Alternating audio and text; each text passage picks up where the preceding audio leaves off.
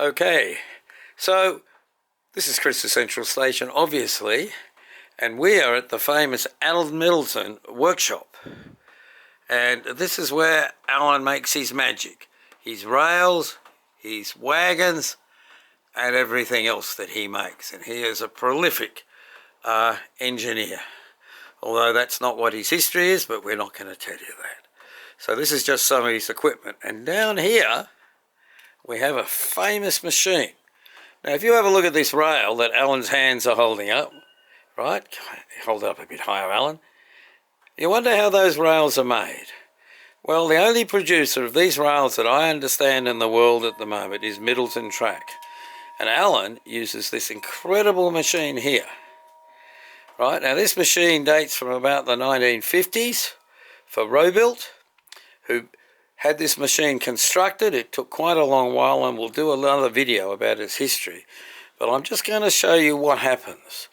Basically, this is tin plate. Now, the machine is made for 0.25 tin plate. This is only 0.23. They don't make 0.25 tin plate. So the machine doesn't quite work as well as it should. It requires, as you may have judged by this oil can, a lot of oil, because the flat tin plate goes in here, gets slightly bent, more bent here, more bent in here. That forms the ridge, more bent, gets flattened out, and then when it comes up here, if Alan set the jigs up, he can make whatever curves he likes. Now, this machine relies on the power coming from a motor underneath through this drive, these chain drives which drive it all, and these bevel gears take all the pressure.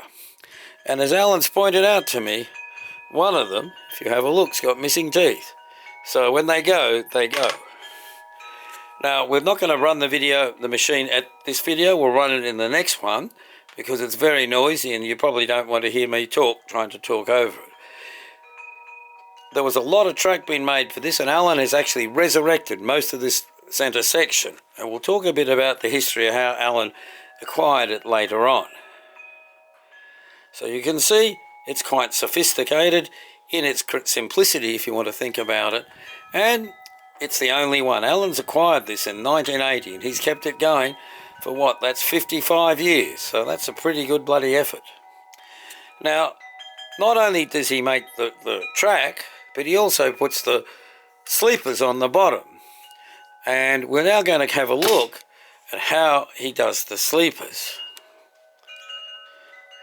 So this is the process. This is the blank here.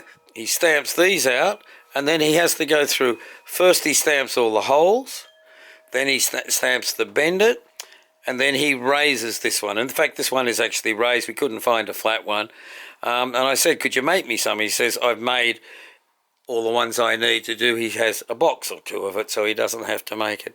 Then we use, this is an insulating material, which is then stamped out to give it the bend. It's put in to the track, and then we've got this pencil underneath here to show you how the metal bits are wrapped around the base of the rails to secure it. Again, Alan's got machines that do 1, 2, 3, 4, 5, 6, 7 processes. And of course, if he wants to make double rails, he's got the pieces to make that. Again, you can see how these bits have been raised and it's all been cut out. And Alan can do special jobs. This is for the inside of a Hornby engine shed where you don't need the clipping mechanism. Alan can make 1 gauge track, which he's made for me, and various other weird shapes and things that he needs to do. So this is how the tracks are made today, since 1980 by Alan, and then from Robilt. Oh, and here we have a box of all the clips, the sleepers, which is why he doesn't need to make any more. And he's also painted them black, which is good to see. So we'll just pan back on the machine again before we go. So we're going to run it in the next video, and we'll see the famous Middleton hands at work making this machine, and we'll see how the rails all work. Obviously, in today's age, OH&S, there should be cages, and if it's running, I probably should be filming it from 50 metres away or 50 yards if you're from the US.